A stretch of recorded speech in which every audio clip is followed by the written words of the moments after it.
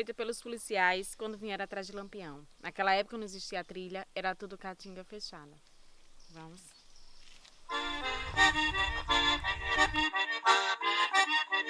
E lá vem Sabino, mais Lampião, chapéu de couro e o fuzil na mão. Vem Sabino, mais Lampião, chapéu quebrado e o fuzil na mão. Isso aqui é um córrego temporário. Ele só escorre água no tempo do inverno quando chove de repente. Aqui anda chovendo, mas ainda não é o suficiente para ele sair com água, porque aqui é bastante semiárido. E a gente vai passar por dentro do córrego. Lampião diz que é valente, é mentira, é corredor. Correu da mata escura, a capoeira levantou. O que aconteceu aqui? Esse local foi o local onde foi a divisão das volantes. As volantes vieram com 48 componentes. 3 comandava, um era o tenente João Bezerra, o segundo era o sargento Aniceto Rodrigues e o terceiro era o aspirante Francisco Ferreira. O tenente seguiu em frente, o sargento foi à direita e o aspirante foi à esquerda. Só que na hora de combater o bando Lampião, dizem que o sargento Aniceto Rodrigues se perdeu no mato, outros dizem que ele teve medo, não quis combater. Na grota tinha 35 cangaceiros, fugiram 24 na área que o sargento Aniceto Rodrigues não trancou e morreram 11 com Lampião e Maria Bonita. Desses 35 cangaceiros que tinha na grota, 5 eram mulheres. Só morreu Maria Bonita e Enedina, fugiu a cangaceira Silas, a Adélia e a Duvinha. Lá na grota também aconteceu a morte de um soldado, Adrião Pedro de Souza.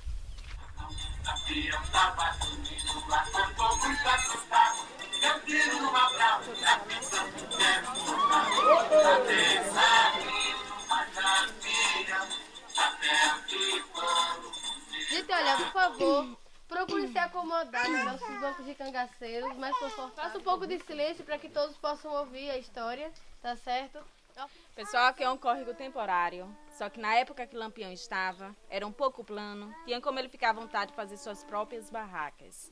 Só como já está com 76 anos da morte dele, esse mês vai fazer 77 anos da morte dele, esse córrego ele já saiu com bastante de água e foi rachando areia.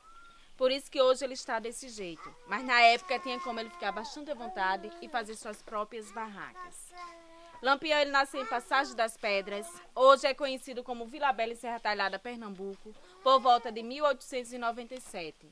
Ele entrou no cangaço no ano de 1919 por conta da morte de seu pai, que foi assassinado pelo José Lucena, que era um chefe policial alagoano, e o mandante do crime foi Zé Sartunino, que era um coronel pernambucano.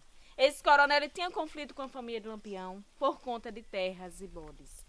Começou a terrorizar a vida de Lampião e sua família. Passou do tempo, a família saiu do estado de Pernambuco e morar no estado de Alagoas. Mesmo assim, o coronel ficou sabendo do seu paradeiro, se juntou com seu sogro João Nogueira e denunciou a família Lampião para José Lucena, que era um chefe policial alagoano, dizendo que Lampião e seus irmãos eram bandidos perigosos.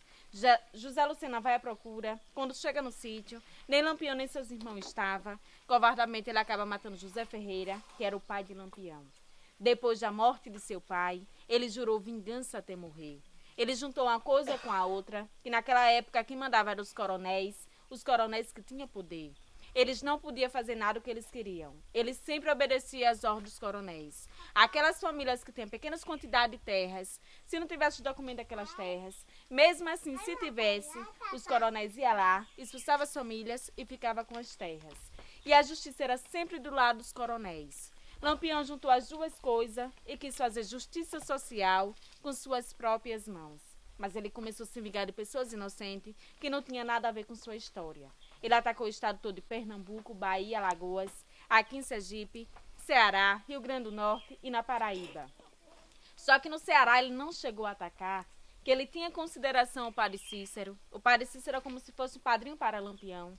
Ele era uma pessoa católica, tinha bastante fé e confiava nele. E o padre Cícero ajudou a Lampião, acolhendo seus irmãos, que quando mataram seu pai, eles foram sendo perseguidos pelas volantes.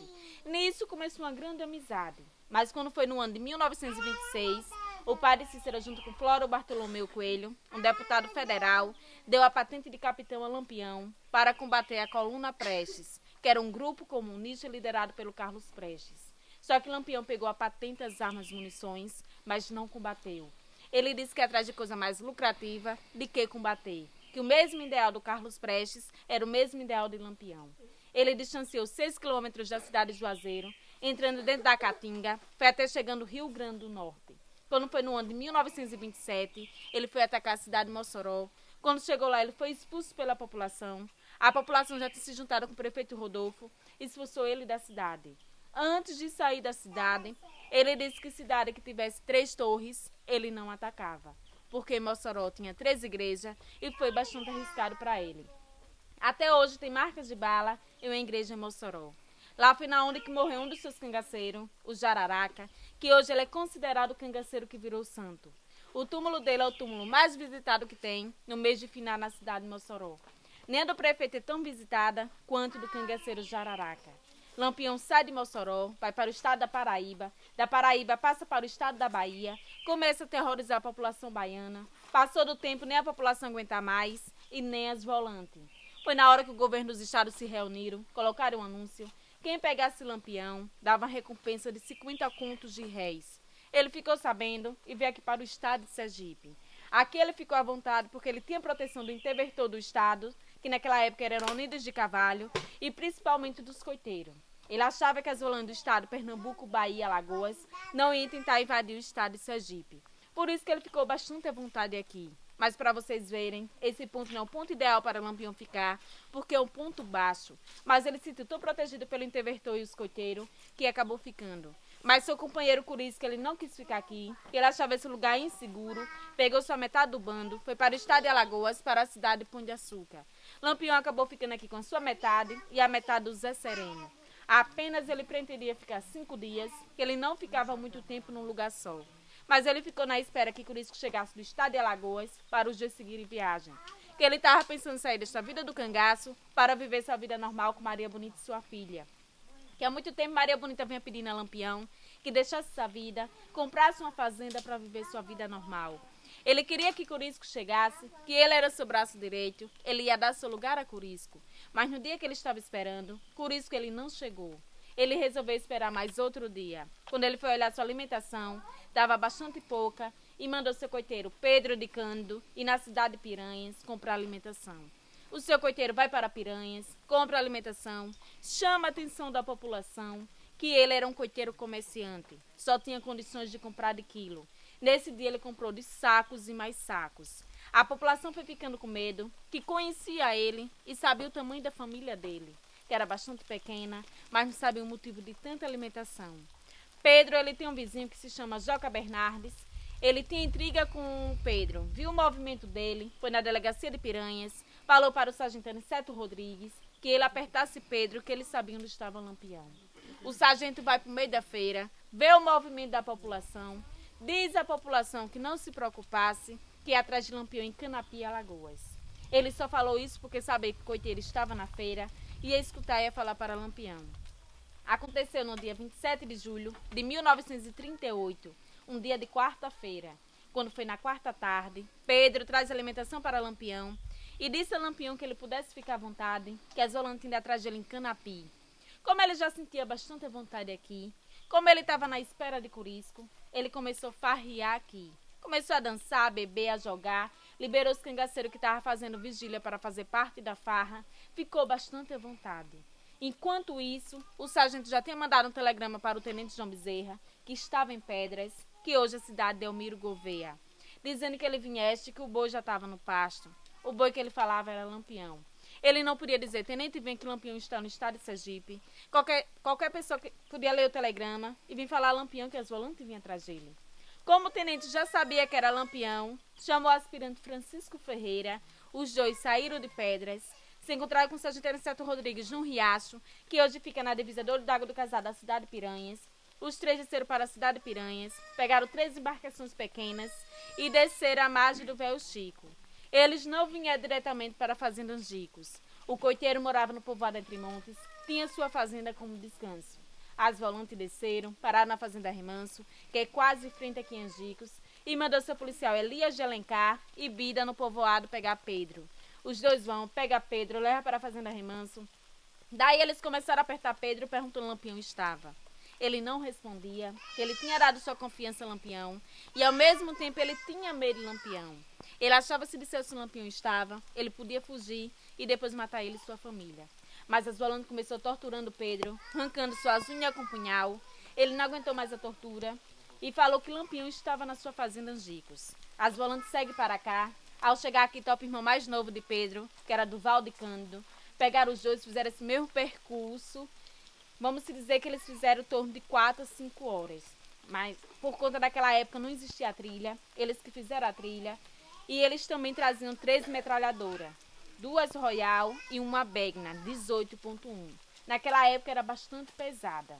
E antes de ele vir atrás de Lampião, eles vieram vestidos de cangaceiro, que ele sabia que Lampião estava esperando Curisco chegar de viagem. Se Lampião notasse algum movimento, ia achar que era o bando de Curisco que estava chegando. E eles chegaram no alto das perdidas, eles se dividiram. Como o tenente seguiu em frente, ele trancou essa área. O aspirante, como foi à esquerda, ele arrodeou e trancou essa área. O sargento Aniceto Rodrigues, como foi à direita, como dizem que ele teve medo ou se perdeu, essa área foi a área que ficou aberta, onde os 24 cangaceiros conseguiram fugir. Eles não atacaram o bando Lampião no mesmo dia. Deixaram o dia amanhecer, que era a época de inverno, fazia bastante frio e bastante neblina. Quando foi na quinta-feira, dia 28 de julho de 1938, 5h15 da manhã, Lampião sai da sua barraca e manda seu cangaceiro amoroso no posto Tamanduá, que fica aqui mais embaixo, pegar um cantis de água. Esse cangaceiro vai nesse posto Tamanduá, ao chegar lá é recebido com o primeiro tiro. O tenente ele tinha combinado com o aspirante que o primeiro tiro que ia dar era ele. Só que um dos seus policiais foi mais esperto do que ele e acabou atirando primeiro. Mas o cangaceiro amoroso ele não morreu e nem teve como vir avisar Lampião. Lampião escuta o movimento, sai à procura. Ao sair, ele já começa a receber tiro daqui de cima, dali de cima e sendo morto na hora. Maria Bonita vai tentar reagir. Ela recebe um tiro no ombro e outro na virilha. Só que ela não morreu.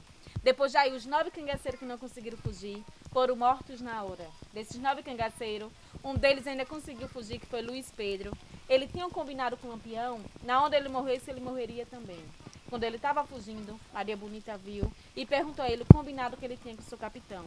Ele voltou e morreu no mesmo lugar que Lampião. Foi quando Francisco Ferreira viu que Maria Bonita ainda estava viva, mandou um dos seus policiais, um Panta de Godói, pegar seu facão da marca Jacaré, que era o facão da época, e degolar Maria Bonita ainda viva. Só que ela pediu que não a matassem. Eles acabaram matando ela. Naquela época, eles tinham que ter uma prova que matou o rei do cangaço. Como eles vieram em embarcações pequenas, não tinha como levar os corpos. Já que a cabeça de Maria Bonita estava degolada, degolou a de Lampião dos 9 cangaceiros, levaram para Piranhas, botaram exposto na escadaria do Palácio Dom Pedro II, que hoje é a Prefeitura Municipal de Piranhas, e mostrou à população que tinha matado o rei do cangaço. Depois daí, as cabeças foram sendo expostas nos estados todos, até chegar em Salvador. Passou 30 anos sendo exposto no Instituto Ninas Rodrigues, mas com o tempo, a filha e a neta de Lampião colocaram processo e conseguiram pegar as cabeças de volta. Se ela não fizesse isso, até hoje as cabeças estavam sendo expostas.